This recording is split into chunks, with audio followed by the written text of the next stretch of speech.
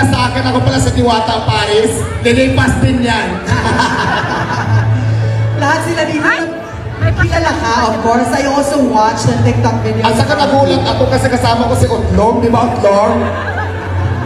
Ano yung gusto mo, expect mo na makita sa pelikula tonight? Well, as the title said, soulmate.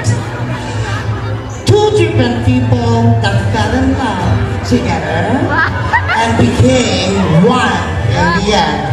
Ako po ang nag-iisang Mima ng Bayan. Manood po tayo ng napakagandang pelikula sa direksyon ng sikat at prinyadong direktor, Direk Carol Yap. Hello everyone! Duwanas Overload Pares, ang Pares na walang kapares. Maraming salamat po! Candidate number 3, ladies and gentlemen. Thank you so